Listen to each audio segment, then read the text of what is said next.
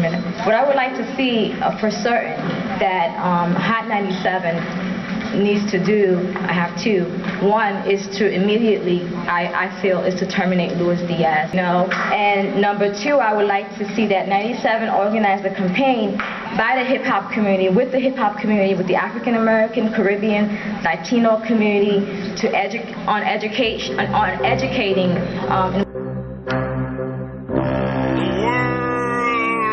Democracy every other Saturday on Channel 34 live. Haitian artist activist Smith George. I used to talk about my mother, a Haitian woman. My grandmother is a Haitian woman. I have sisters, cousins, nieces. Cipha Sounds not only needs to be terminated, suspension is not enough. It's not. Because what he said cuts in so many different ways, in so many different dimensions into our community, that a mere suspension is not enough. And then, I'll take it a step further, firing him is not enough. Somebody mentioned that some work needs to be done in terms of education. I support that. Educating people is very important, and that's why I even made a song about the history of Haiti that I'm going to share with you. Can you share the song with us? I said, one of the greatest events in human history, the Haitian Revolution. We fought for our independence aggressively and shattered the myth of white supremacy at the height of slavery. The first black republic in the hemisphere, revolutionaries wanted slavery to disappear like Boukman, Toussaint Louverture, Jean-Jacques Dessalines, Alexander Pétion, Henry Christophe, the heroes that set the revolution off and defeated Napoleon Bonaparte. You didn't know what? Defeating Napoleon paved the way for the United States to acquire a used-part territory from France and Louisiana Purchase. We redoubled the size of America. I'm telling you, once Haiti's Republic was declared, Haitian revolutionaries have nurtured freedom in other parts of the hemisphere. They helped liberate Hispaniola, Dominican Republic, while others continue to migrate to Haiti to escape from Caribbeans like Grenada, Jamaica, and Cuba. These events will move you, it will move you. So I bear for this magnificent moment in history and what it meant to people of African descent. Over 200 years of blood, sweat, and tears. If you proud, fear, throw your flags up in the air. Over 200 years of blood, sweat, and tears. If you proud, fear, throw your flags up in the air. Like maybe nothing without risk. It took more than hard to ignite this revolution. Coupe tête boule caille, Jean-Jacques Dessalines said, and led the people to freedom. That was the only option, and for this, Haiti was isolated, marginalized, stigmatized by nations in Europe and the U.S. at best, and they even forced Haiti to pay reparation to France for loss of property and slavery. U.S. went along and invaded Haiti. 1915, it remained the occupying power until 1934. You didn't know what?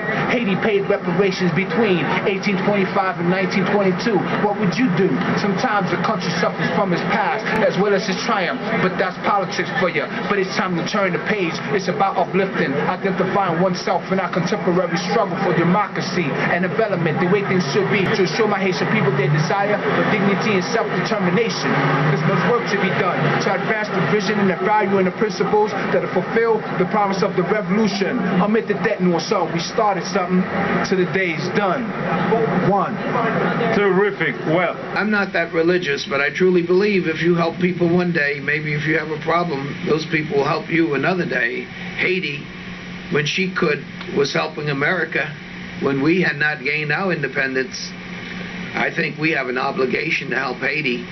History records that 2 centuries ago, on the eve of your independence, and during my nation's Revolutionary War, more than 500 of your ancestors came from Haiti to my country and died in the fight to bring the United States to life. Now, it is my turn to say, merci, Haiti.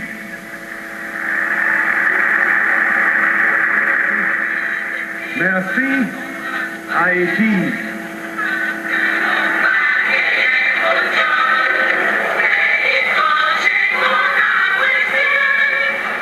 When I think of the successful Haitian Americans who serve in state legislatures and on city councils, who populate our hospitals as doctors and nurses from New York to Florida, who run businesses, who are creative entrepreneurs, there is no reason that could not have happened in Haiti. Talent is universal. Opportunity is not. Now, for some of us, Haiti is a neighbor, and for others of us, it is a place of historic and cultural ties. It, as well as this region, will be shaped to a large extent by the decisions that we make. On a personal note, my husband and I went to Haiti for the first time shortly after we were married. So we have a deep commitment to Haiti and the people of Haiti. Our homes are filled with art from Haiti. We have friends who hail from Haiti. But it is not only my personal concern that brings me here today. On behalf of the United States, we are here because Haiti is a neighbor and a friend. Our ties reach back to the early years of both of our nations. They have endured for generations through our struggles for independence, through the defeat of slavery in Haiti, which inspired slaves and abolitionists in my country, to the hundreds of thousands of Haitians who have emigrated to the United States and have strengthened us through their contributions in politics and business, in health and education, in science, sports, and culture. The future. The Haitian people are wonderful people. We have several tens of thousands of them living in my state of Florida, and they have been family-oriented, they're hard-working, they're industrious, they seek advancement through education, all the values that we admire in the United States, and there's no... U.S. President Barack Obama's first trip was to Canada. At the airport, President Obama, the first black president of the United States, was greeted by another history maker, Haitian-born Governor-General of Canada, Michael John. And these are two gregarious people. They smile easily, they reach out, they touch, and obviously they have a lot in common. There's an interesting part of this picture. Take a look at this. The U.S. president, who is not, African-American in the true sense of the word, and the Governor General, who is from Haiti. It shows the changing face of this continent. I think it's quite striking to see the two of them together. While in Spain, Dominican Republic President Leonel Fernandez faced the historic reality of the role the Haitians played in liberating the entire island from slavery. Because Spain was the one that introduced and spread the seeds of slavery and slave trade throughout the whole island at the beginning of the 16th century. President Obama, the first black American president, is very well aware of the role Haitians played in the world, in defeating colonialism and combating slavery with Haitian heroes, such as Toussaint Louverture and Jean-Jacques Dessalines. It's not surprising that President Obama has nominated two Haitian-borns to two high-profile positions in his cabinet. Patrick Gaspard as the White House National Political Director, and Patrick Corvington as Chief Executive Officer for the Corporation for National and Community Service. The Haitians also inspired men like Simon Bolivar. For this liberated Haiti, this new republic, this first free republic in the Western Hemisphere, gave arms, gave soldiers, gave printing presses, gave munitions to those in South America who were trying to win their independence from Spain. That is why there is a bust of the Haitian President Pétion sitting beside Simon Bolivar in the legislature in Caracas, Venezuela.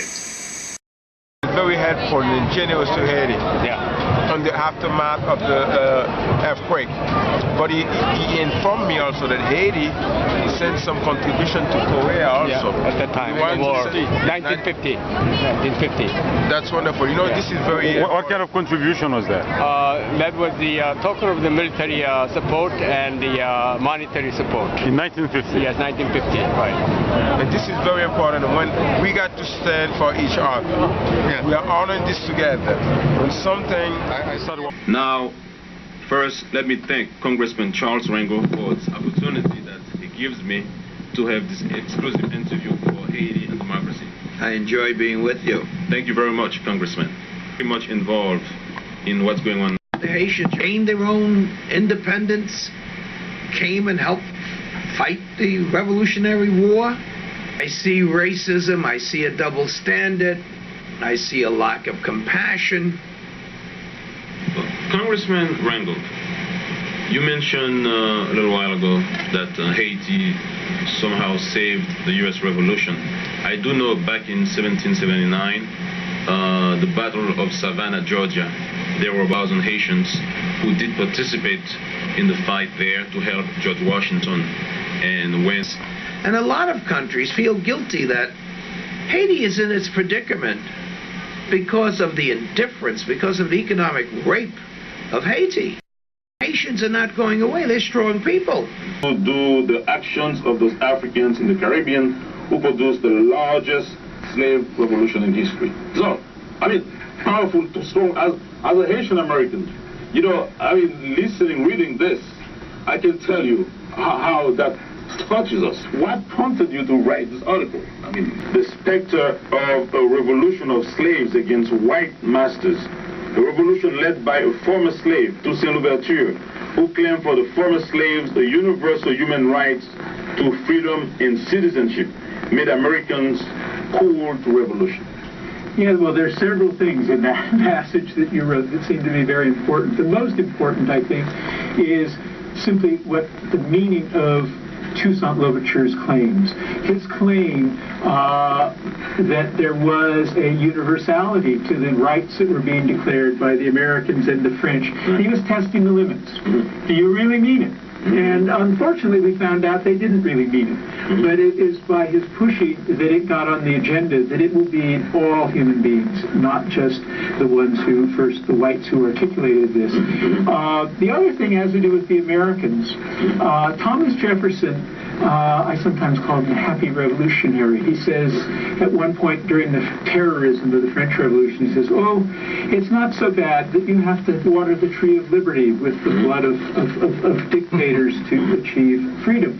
And there's probably some truth to that, but he didn't feel that way at all about what happened in Haiti. Just right, you said that. Thomas Jefferson, who readily accepted violence as the price of freedom in France, was not so relaxed about the blacks revolutionary in Saint-Domingue, as Haiti was called until its formal independence in 1904. Yes, no, for American leaders, particularly those from the South, like Jefferson, the specter of a slave revolt, a successful slave revolt, frightened them to death. They were afraid anyway.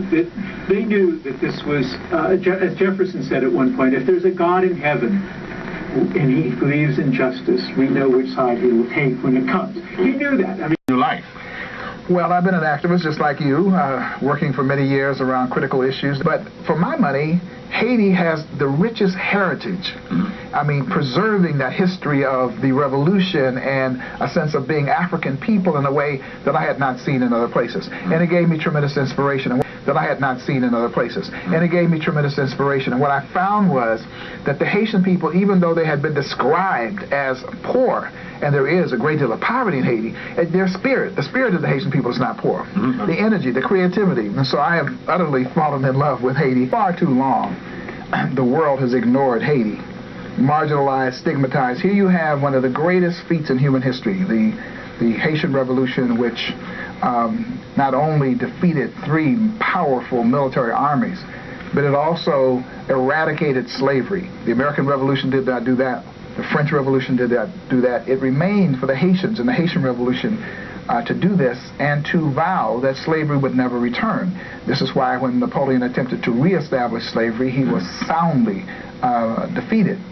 And there was tremendous apprehension on the part of the United States and Britain and Spain, because now in the middle of all of these slave colonies, there breathed free this powerful black nation that liberated the other side of the island in terms of the Dominican Republic, and then aided Simon Bolivar and others. The World and Democracy, every other Saturday on Channel 34, live.